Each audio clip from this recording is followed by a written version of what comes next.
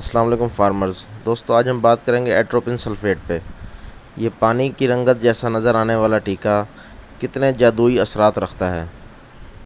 नए आने वाले दोस्तों से गुजारिश है कि वेटनरी प्लानेट को सब्सक्राइब करें और बेल आइकन पे भी क्लिक करें और ऑल पे क्लिक करें ताकि आपको तमाम नई वीडियोस की अपडेट भी मिलती रहें।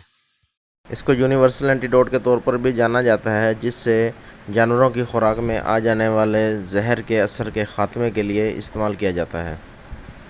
इसको एट्रोपा बेलाडोना भी कहा जाता है, क्योंकि ये बेलाडोना नामी प्लांट से, जो कि एक जहरीला पौधा है, ये जड़ी बूटी है, उससे इसको हासिल किया जाता है। चूँकि ये एक एंटीकोलिनजेरिक ड्रग है, इसलिए हम इस पर तफसीलन बात करते हैं कि ये किस किस चीज़ों में इस्तेमाल होता है। ये पेशाब पर काबू ना पा सकना, ज़रूरत से ज़्यादा फाल मसाना, पल्मोनरी निज़ामी डिजीज़ यानी कि COPD और हर तरह की पॉइजनिंग में काम करता है। ये इन्वॉलंटरी मसल्स की मूवमेंट को रोकता है और एनेस्थीसिया के साथ जब सर्जरी के दौरान पेशेंट को डील किया जाता है तो ये उसके साथ भी इस्तेमाल होता है। एट्रोपिन की तरह काम करने वाली एंटीकोलिनजेरिक्स ड्रग्स की आपको लिस्ट दिखाते हैं, जो कि डॉक्टर की हिदायत के बगैर इस्तेमाल नहीं करनी चाहिए। एट्रोपिन, बेलाडोना एल्कलॉइड्स, बेंजट्रोपिन, क्लीडिनियम, साइक्लोपेंटोलेट और डेरिफेनासिन।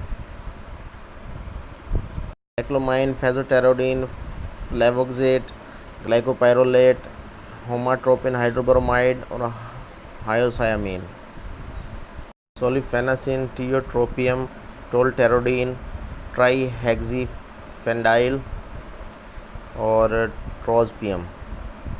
ट्रोपियम, फेनराडीन, ऑक्सीब्यूटेनिन, प्रोपेंथिलीन, स्कोपोलामीन, मेथस्कोपोलामीन। एट्रोपिन समेत ये तमाम अद्वियात स्पेसिफिक कंडीशन में यूज़ होती हैं, लिहाजा अपने डॉक्टर को चूज़ करने दें कि उसने कौन सी अद्वियात इस्तेमाल करनी है। क्योंकि ये एंटीहिस्टामिनिक के तौर पर, एंटी एलर्जी के तौर पर भी ली जाती हैं और ये नींद में भी मदद देती है, जैसे डिफेंड्रामीन भी एंटीकोलिनजेरिक इफ़ेक्ट्स रखती हैं। एंटीकोलिनजेरिक्स जिन प्लांट से निकाली जाती हैं, बरसों पहले इन पौधों को जलाकर इनके धुएं से सांस की बंद नालियों का इलाज किया जाता रहा है।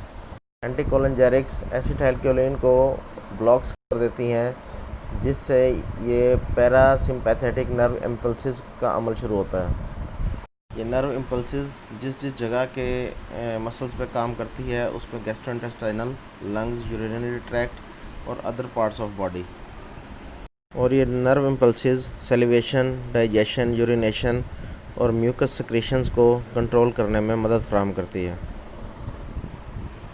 एसिटाइलकोलिन सिग्नल्स को ब्लॉक करते हुए ये इन्वॉलंटरी मसल मूवमेंट, डाइजेशन और म्यूकस सिक्रीशंस को डिक्रीज़ करती है। इसलिए एट्रोपिन और इसी तरह के तमाम ड्रग्स, जिनको हम एंटीकोलिनजेरिक ड्रग्स कहते हैं, इनके साइड इफ़ेक्ट्स हैं, जैसे कि पेशाब का रुक जाना और मुंह का खुश्क रहना। एट्रोपिन या एंटीकोलिनजेरिक ड्रग्स जिन जिन मकासद में इस्तेमाल होती है, उसमें क्रोनिक ऑब्स्ट्रक्टिव पल्मोनरी डिजीज़ यानी कि COPD, over active bladder, gastrointestinal disorders जैसे कि डायरिया, एस्थमा, डिजीनेस और मोशन सिकनेस। किसी भी किस्म की पॉइजनिंग या जहरीले असरात में ये किसी भी पौधों या इंसेक्टिसाइड्स की वजह से हो जाती है। पार्किंसन डिजीज़ में जैसे कि मसल्स मूवमेंट अब नॉर्मल होती है। एंटीकोलिनजेरिक्स को सर्जरी के दौरान मसल रिलैक्सेंट के तौर पर एनेस्थीसिया के साथ इस्तेमाल किया जाता है, ताकि हार्ट बीट नॉर्मल रहे, मरीज़ पुरसकून रहे और सेलिवेशन कम हो। कुछ डॉक्टर्स इसका लेबल उतार कर ज़्यादा पसीने आने को कम करने के लिए इस्तेमाल करते हैं। इस मकसद के लिए ग्लाइकोपाइरोलेट क्रीम और ऑक्सीब्यूटिनिन ओरल टैबलेट्स भी आती हैं। जहां एंटीकोलिनजेरिक्स के काफ़ी सारे इफ़ेक्ट्स हैं, वहां पे इसके बहुत सारे साइड इफ़ेक्ट्स भी हैं, जिसमें हीट एक्सॉक्शन और हीट स्ट्रोक भी शामिल है। क्योंकि पसीना कम हो जाने की वजह से आपको हीट स्ट्रोक के चांसेस ज़्यादा हैं, लिहाजा एक्सरसाइज करते हुए, हॉट बाथ लेते हुए और हॉट वेदर में निकलने से परहेज़ करना चाहिए। जब एंटीकोलिनजेरिक ड्रग्स के साथ अल्कोहल का यूज़ किया जाता है तो इसके सीवियर किस्म के साइड इफ़ेक्ट्स हैं, जिसमें बेहोशी या मौत का वाक़या हो जाना भी शामिल है। शदीद चक्कर आना, शदीद गनूदगी, बुखार और शदीद धोखादही या गलत तस्वुराती ख़याल और उलझाव, सांस लेने में तंगी, अल्फाज का गलत इस्तेमाल या अनाड़ीपन, तेज़ दिल की धड़कन और जिस्म का ज़्यादा चमकदार और गर्म होना। अगर इसका ठीक तरह से इस्तेमाल किया जाए फिर भी इसके साइड इफ़ेक्ट्स आ सकते हैं। ये डिपेंड करता है कि इन अद्वियात को किस मिक़दार में और किस तरीके से इस्तेमाल किया गया है। दवाई के सही इस्तेमाल के बावजूद जो साइड इफ़ेक्ट्स आ सकते हैं उसमें dry mouth, blurry vision, constipation और शदीद गनूदगी शामिल हैं।